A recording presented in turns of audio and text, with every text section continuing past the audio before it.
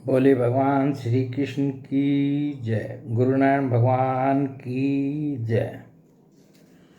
अब हम श्रीमद् भागवत महापुराण के 6वें स्कंद का 10वां अध्याय पढ़ेंगे और जिसका शीर्षक है देवताओं द्वारा दधीचि ऋषि की अस्थियों से वज्र निर्माण और वृत्रासुर की सेना पर आक्रमण।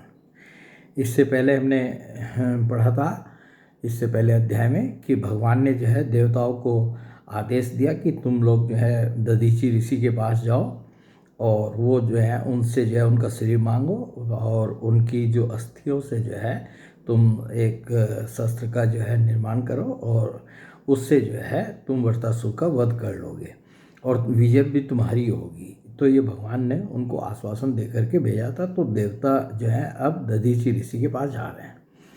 श्री सुखदेव जी कहते हैं, परीक्षित उसके जीवनदाता श्री हरि इंद्र को इस प्रकार आदेश देकर देवताओं के सामने वहीं के वहीं अंतर ध्यान हो गए। अब देवताओं ने उदार शिरोमणि अथर्ववेदी दधीचि ऋषि के पास जाकर भगवान के आज्ञा अनुसार याचना की।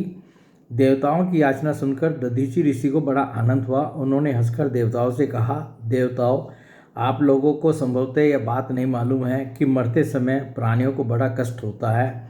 उन्हें जब तक चेत रहता है बड़ी असह्य पीड़ा सहनी पड़ती है और अंत में वे मूर्छित हो जाते हैं। जो जीव जगत में जीवित रहना चाहते हैं उनके लिए शरीर बहुत ही अनमोल, प्रियतम एवं अभिष्ट वस्तु है। ऐसी स्थिति में स्वयं विष्णु भगवान भी यदि जीव से उसका शरीर मांगे तो कौन उसे देने का साहस करेगा। बिल्कुल सत्य बात कही दधीचि ऋषि ने कि जो है सभी प्राणियों को जो है अपना शरीर जो है बहुत अच्छा लगता है और जो जीवित रहना चाहते हैं कि हम जो है जीवित रहें तो जीवित तो इस शरीर के साथ ही रहा जा सकता है। तो जो जीव जगत में जीवित रहना चाहते हैं उनके लिए शरीर बहुत ही अनमोल, प्रियतम एवं अभिष्ट वस्तु है। और ऐसी स्थिति में यदि भगवान भी जो है उनसे जो है उनका शरीर मांगे तो भी उसे कौन देने का साहस करेगा, कोई नहीं देना चाहेगा। देवताओं ने कहा, ब्राह्मण, आप जैसे उदार और प्राणियों पर दया करने वाले महापुरुष जिनके कर्मों की बड़े बड़े यशस्वी महानुभाव भी प्रशंसा करते हैं, प्राणियों की भलाई के लिए कौन सी वस्तु निछावर नहीं कर सकते। परंतु दयालु पुरुष जो है वो क्या नहीं दे सकते, क्या नहीं निछावर कर सकते। भगवान, इसमें संदेह नहीं कि मांगने वाले लोग स्वार्थी होते हैं। उनमें देने वालों की कठिनाई का विचार करने की बुद्धि नहीं होती कि जो मांग रहा है उसको तो कुछ पता नहीं चलता, परंतु देने वाले को उससे क्या कठिनाई होगी या क्या परेशानी होगी वो उसका विचार भी नहीं करते। यदि उनमें इतनी समझ होती तो वे मांगते ही क्यों। इसी प्रकार दाता भी मांगने वालों की विपत्ति नहीं जानता और जो देने वाला है वो भी वास्तव में जो है ये क्यों याचना कर रहा है, क्यों मांग रहा है, ये भी वो भी नहीं जानता। अन्यथा उसके मुंह से कदापि नाहीं नहीं निकलती, अन्यथा वो मना ही न करता। इसलिए आप हमारी विपत्ति समझकर हमारी याचना पूर्ण कीजिए। दधीचि ऋषि ने कहा, ये सब जो है मतलब देवताओं ने दधीचि ऋषि के पास जाकर के कहा। अब दधीचि ऋषि ने उसका क्या उत्तर दिया वो हम पढ़ रहे हैं। दधीचि ऋषि ने कहा, देवताओं, मैंने आप लोगों के मुंह से धर्म की बात सुनने के लिए ही आपकी मांग के प्रति उपेक्षा दिखलाई थी। यह लीजिए, मैं अपने प्यारे शरीर को आप लोगों के लिए अभी छोड़ देता हूँ, क्योंकि एक दिन यह स्वयं ही मुझे छोड़ने वाला है। देव शिरोमणियों, जो मनुष्य इस विनाशी शरीर से दुखी प्राणियों पर दया करके मुख्यतः धर्म और गौणतः यश का संपादन नहीं करता, वह जड़ पेड़ पौधों से भी गया बीता है। बड़े बड़े महात्माओं ने इस अविनाशी धर्म की उपासना की है। उसका स्वरूप बस इतना ही है कि मनुष्य किसी भी प्राणी के दुख में दुख का अनुभव करे और सुख में सुख का। जगत के धन जन और शरीर आदि पदार्थ क्षणभंगुर हैं, ये अपने किसी काम नहीं आते, अंत में दूसरों के ही काम आएंगे। और यह कैसी कृपणता है, कितने दुख की बात है कि यह मरण धर्मा मनुष्य इनके द्वारा दूसरों का उपकार नहीं कर लेता। ये दधीचि ऋषि ने जो है देवताओं से कहा, इंद्र आदि देवता जो उनके पास गए थे। श्री सुखदेव जी कहते हैं, परीक्षित, अथर्ववेदी महर्षि दधीचि ने ऐसा निश्चय करके अपने को परब्रह्म परमात्मा से भगवान में लीन करके अपना स्थूल शरीर त्याग दिया।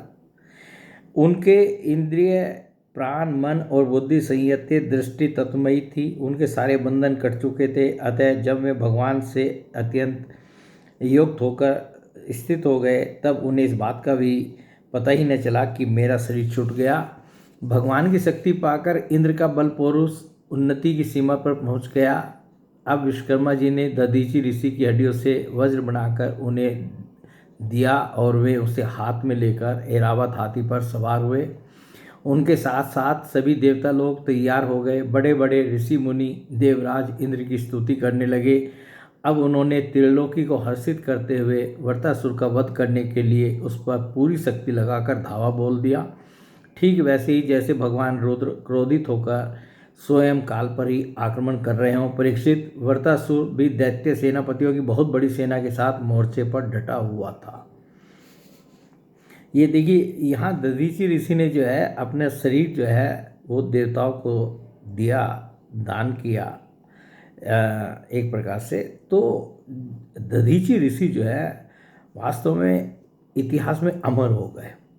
हर व्यक्ति जो है सब जो है दधीचि ऋषि के बारे में जो है जानते हैं कि दधीचि ऋषि ने जो कार्य किया वो हर व्यक्ति नहीं कर सकता।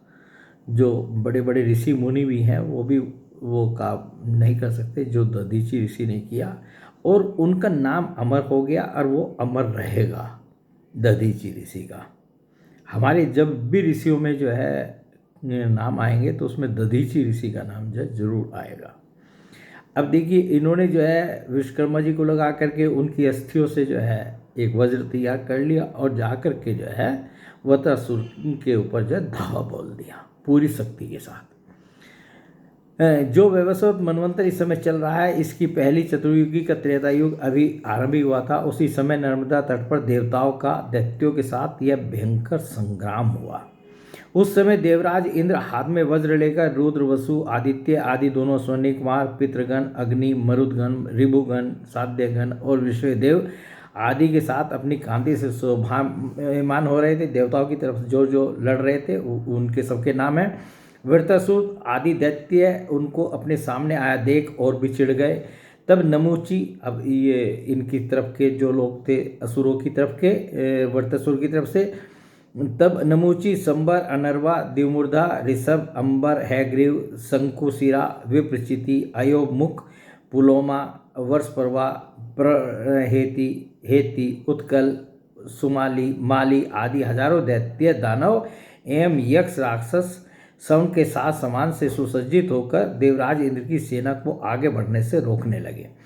परीक्षित, उस समय देवताओं की सेना स्वयं मृत्यु के लिए भी अजय थी। वे घमंडी असुर सिंहनाद करते हुए बड़ी सावधानी से देव सेवना पर प्रहार करने लगे। उन लोगों ने गदा, परिघ, बाण, प्रास, मुदगर, तोमर, सूर, फरसे, तलवार, सतगनी, तोप, भुजुंडी आदि शस्त्रों की बौछार से देवताओं को सब ओर से ढक दिया। एक पर एक इतने बाण चारों ओर से आ रहे थे कि उसके ढक जाने के कारण देवता दिखलाई भी नहीं पड़ते थे।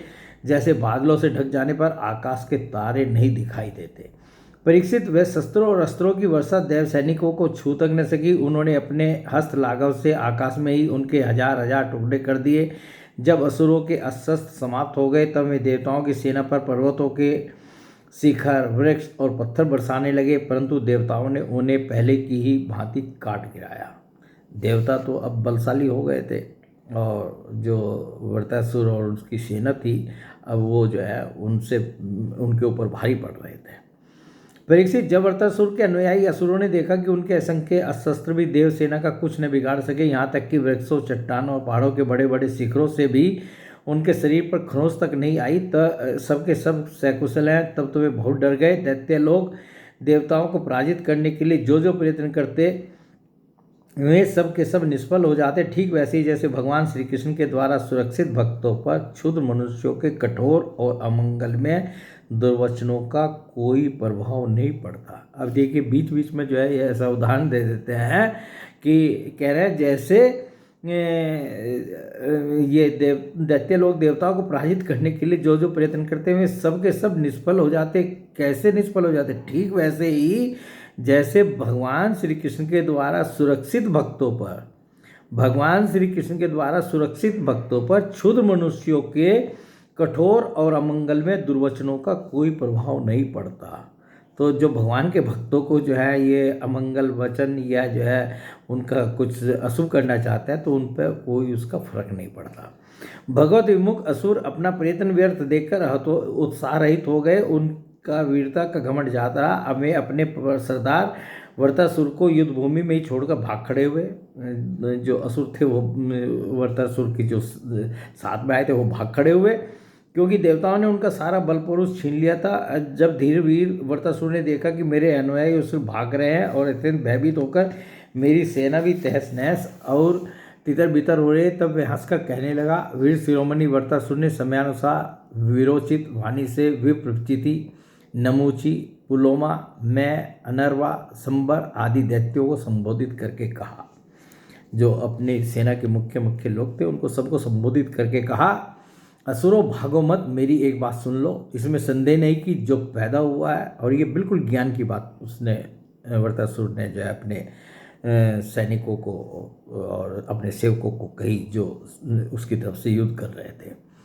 इसमें संदेह नहीं कि जो पैदा हुआ है उसे एक न एक दिन अवश्य मरना पड़ेगा। इस जगत में विधाता ने मृत्यु से बचने का कोई उपाय नहीं बताया है। ऐसी स्थिति में यदि मृत्यु के द्वारा स्वर्ग आदि लोक और सुयश भी मिल रहा हो, तो ऐसा कौन बुद्धिमान है जो उस उत्तम मृत्यु को न अपनाएगा। संसार में दो प्रकार की मृत्यु परम दुर्लभ और श्रेष्ठ मानी गई है। एक तो योगी पुरुष का अपने प्राणों को वश में करके ब्रह्म चिंतन के द्वारा शरीर का परित्याग, और दूसरा युद्ध भूमि में सेना के आगे रहकर बिना पीठ दिखाए जूझ मरना। तुम लोग भला ऐसा शुभ अवसर क्यों खो रहे हो। तो उन्होंने कहा कि दो ही प्रकार की जो मृत्यु है जो वो जो है सफल है। एक तो जो है किनकी, जो योगी हैं उनकी, एक योगी पुरुष का अपने वश में करके जो ब्रह्म चिंतन के द्वारा शरीर का परित्याग करते हैं, और दूसरा जो है जो युद्ध भूमि में सेना के आगे बिना पीठ दिखाए जो है यदि मृत्यु होती है तो जो है वो सफल है। युद्ध जूझ मरना, तुम लोग ऐसा भला शुभ अवसर क्यों खो रहे हो। अब तो ये 11वां अध्याय जो है वर्तासुर की वीरवाणी और भगवत प्राप्ति, इसका शीर्षक है। श्री सुखदेव जी कहते हैं, परीक्षित, असुर सेना भयभीत होकर भाग रही थी। उसके सैनिक इतने अचेत हो रहे थे कि उन्होंने अपने स्वामी के धर्मानुकूल वचनों पर भी ध्यान नहीं दिया। वर्तासुर ने देखा कि समय की अनुकूलता के कारण देवता लोग असुरों की सेना को खदेड़ रहे हैं और वे इस प्रकार छिन्न हो रही है मानो बिना नायक की हो। राजन, यह देखकर वर्तासुर असहिष्णुता और क्रोध के मारे तिलमिला उठा। उसने बलपूर्वक देव सेना को आगे बढ़ने से रोक दिया और उन्हें डांटकर ललकारते हुए कहा, क्षुद्र देवताओं, रणभूमि में पीठ दिखलाने वाले कायर असुरों पर पीछे से प्रहार करने में क्या लाभ है। ये लोग तो अपने माँ बाप के मलमूत्र हैं, परंतु अपने को सूरवीर मानने वाले तुम्हारे जैसे पुरुषों के लिए भी तो डरपोकों को मारना कोई प्रशंसा की बात नहीं है, और न इससे तुम्हें स्वर्ग मिल सकता है। यदि तुम्हारे मन में युद्ध करने की शक्ति और उत्साह है तथा अब जीवित रहकर विशेष सुख भोगने की लालसा नहीं है, तो क्षण भर मेरे सामने डट जाओ और युद्ध का मजा चख लो। इस प्रकार जो है उनको जो है ललकारा वर्तासुर ने जो है देवताओं को। परीक्षित, वर्तासुर बड़ा बली था। वह अपने डिल डोल से ही शत्रु देवताओं को भयभीत करने लगा। उसने क्रोध में भरकर इतने जोर का सिंहनाद किया कि बहुत से लोग तो उसे सुनकर ही अचेत हो गए। वर्तासुर की भयानक गर्जना से सबके सब देवता मूर्छित होकर पृथ्वी पर गिर पड़े, मानो उन पर बिजली गिर गई हो। अब जैसे मदोन्मत्त गजराज नरकट का वन रोंद डालता है, वैसे ही रण बांकुरा वर्तासुर हाथ में त्रिशूल लेकर भय से नेत्र बंद किए पड़ी हुई देव सेना को पैरों से कुचलने लगा। उसके वेग से धरती डगमगाने लगी। वज्रपाणी देवराज इंद्र उसकी यह करतूत सहन न कर सके। जब वह उनकी ओर झपटा, तब उन्होंने और भी चिढ़कर अपने शत्रु पर एक बहुत बड़ी गदा चलाई। अभी वह ऐसा ही एक गदा वर्तासुर के पास पहुंची भी न थी कि उसने खेल ही खेल में बाएं हाथ से उसे पकड़ लिया। राजन, परम पराक्रमी वर्तासुर ने क्रोध से आग बबूला होकर उसी गदा से इंद्र के वाहन ऐरावत के सिर पर बड़े जोर से गरजते हुए प्रहार किया। ये उसके इस कार्य की सभी लोग बड़ी प्रशंसा करने लगे। वर्तासुर की गदा के आघात से ऐरावत हाथी वज्राहत पर्वत के समान तिलमिला उठा। सिर फट जाने से वह अत्यंत व्याकुल हो गया और खून उगलता हुआ इंद्र को लिए हुए ही 28 हाथ पीछे हट गया। देवराज इंद्र अपने वाहन ऐरावत के मूर्छित हो जाने से स्वयं भी विषादग्रस्त हो गए। यह देखकर युद्ध भूमि के मर्मज्ञ वर्तासुर ने उनके ऊपर फिर से गदा नहीं चलाई।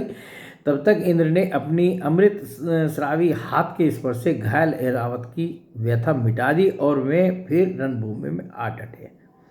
अब देखिए यहाँ जो है क्योंकि ये तो अमृत पिए हुए थे, देवता लोग तो जो है अमृत थे, तो और इंद्र में इतनी शक्ति भी थी कि जब अपना हाथ फेरा हाथी के ऊपर, जो है घायल हाथी के ऊपर, तो वो ठीक हो गया और फिर जो है ये युद्ध में आ डटे।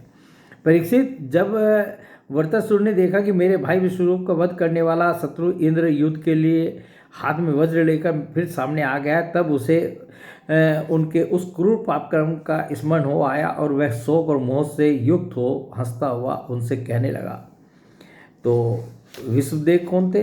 ये वृत्रासुर का भाई थे, त्वष्टा जी के पुत्र थे, और वृत्रासुर को भी किसने उत्पन्न किया था? हवन से त्वष्टा जी ने उत्पन्न किया था। तो जब जो है उनको अपने भाई का वध याद आया कि इसी यही इंद्र है जिसने कि मेरे भाई जो है विश्वरूप का जो है उसको गुरु बना करके मारा था, मैं अपना गुरु भी बनाया था और उसके सिर भी काट दिए थे। तो जो है उनको बहुत क्रोध आया और वो जो है हंसता हुआ उनसे कहने लगा। वृत्रासुर बोला, आज मेरे लिए बड़े सौभाग्य के दिन है कि तुम्हारे जैसा शत्रु, जिसने विश्वरूप के रूप में ब्राह्मण तो थे ही ये, विश्वरूप जो है अपने गुरु और दूसरे उनके गुरु भी थे इंद्र के, एवं मेरे भाई की हत्या की है, मेरे सामने खड़ा है।